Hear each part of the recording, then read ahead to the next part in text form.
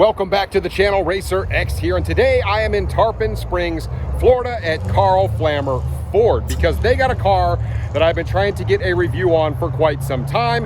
Yes, it is a Mach 1. You have seen that on my channel before, but today I got a hold of a manual car. For some odd reason, these things have been very elusive to me, and not only is it a manual car, but it has the optional handling package on it. So essentially, this is the exact spec that I told everybody I would love to order back when I reviewed the other car. Well, today it is a little different because this handling package car is really, really nice. I will show you all about it. I will review it for you today and give you my thoughts. If you're new to my channel, please do me a big, huge favor. Please hit subscribe. Only 21% of you guys watching at home are actually subscribed to the channel. And I know a lot of you guys watch my content, so please consider subscribing. And here we go. T-minus 15 seconds.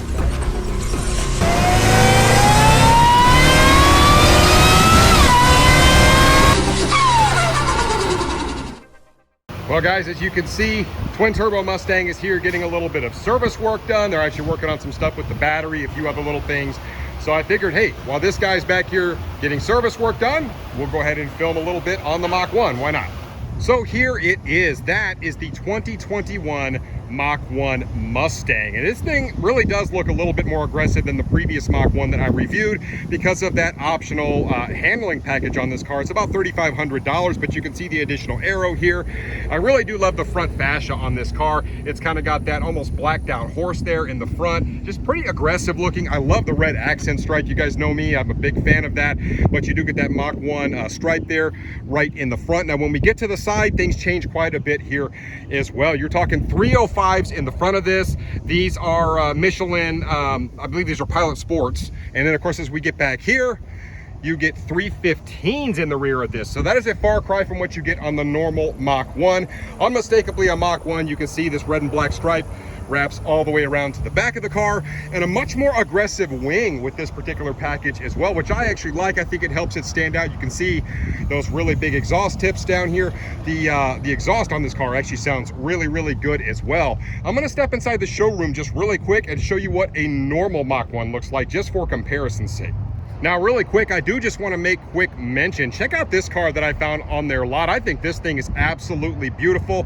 I love that blue versus black on this thing. This is actually a performance pack one car, and you can see the grille. This is a 2022. The grille on it looks really good. I really think this is a beautiful, striking car for a Mustang GT. And guess what?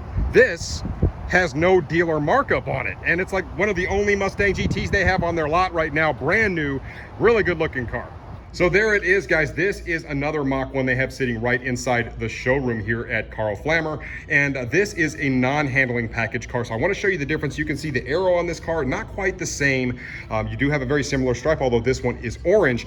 The wheels are certainly different. You can see the design of the wheel is different. It's a 255 up front and I believe this is like a 275 in the rear. Yep, it is. I do like the orange calipers on this particular car. You can see the wing back here. It's much more understated than on the handling package, and so a big difference in the wheel size of the two cars as well. But once again, a really good looking car, this particular Mach 1 as well.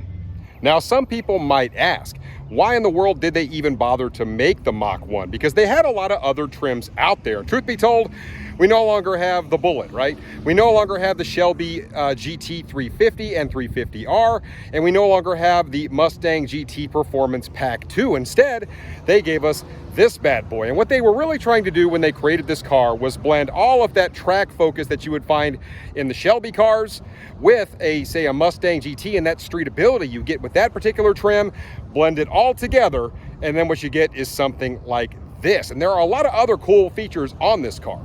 So here is the power plant in the 2021 Mach 1 Mustang, and it is a good one. This is essentially a Coyote. Now, the intake manifold on the top here, it is different. So that's why this car actually makes a little bit more horsepower. It's borrowed from the Shelby GT 350. So this puts out 480 naturally aspirated horsepower. And this is actually the trim that I would want. This 2021 is the one I would want, because for 2022, the Mustang GT went from 460 horsepower to 450, and of course the Mach 1 went down as well by 10. So now the Mach 1 makes 470 versus this particular one that makes 480. So just a little food for thought there. Now, before I get too far ahead of myself, I do want to give you just a quick listen to the exhaust on this car. This car sounds really beefy with factory exhaust on it. Take a quick listen.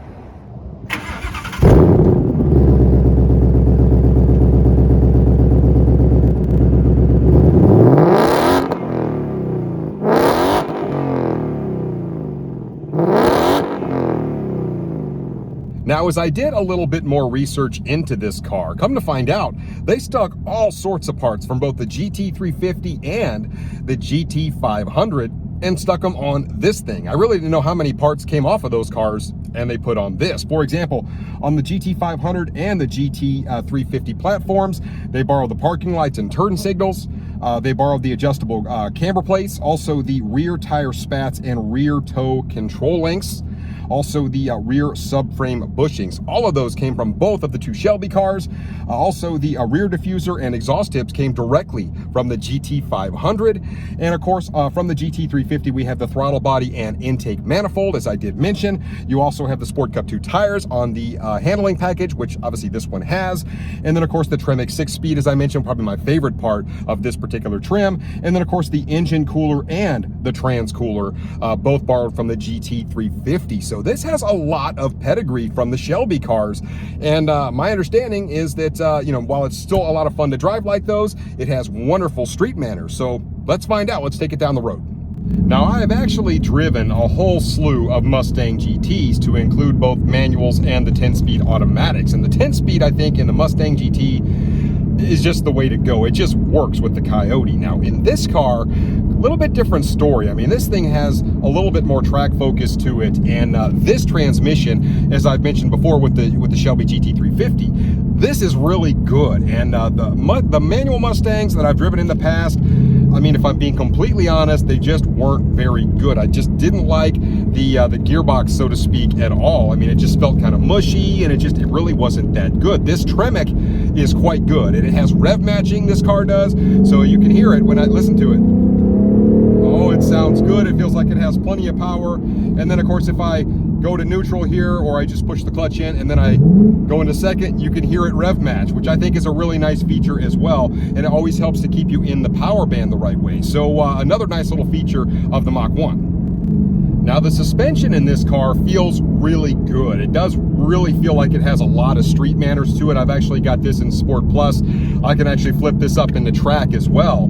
And of course, that changes the whole mood of the car to some degree. And it still feels like it's not trying to chatter my teeth out. You can feel it. You can see the camera bouncing just a little bit in track. So it is a little bit more stiff. But this thing has really nice street manners. I would say a lot more so than any of the Shelby cars do. The Shelby GT500 actually rides pretty good. I think the 350s actually ride significantly more stiff than this particular one does. So the street manners, they're there for this car, and I do like that as well. Of course, corner's pretty good, but just listen to this. Oh man, wow, it sounds really good. Brakes work good too. For stock exhaust, this thing sounds phenomenally good. I mean, it has a really nice deep tone to it, very distinctly Mustang as you would expect, but much louder than you would get on, say, a regular Mustang GT. It has a very aggressive note to it, which I really do like. As I mentioned, the exhaust tips back there are from the GT500. So a lot of things that they borrowed on this car, they just work really well. And as I mentioned, this thing is kind of a blend of the streetability you would want, and then of course the track focus you got from the Shelby cars, and they did a pretty good job with this.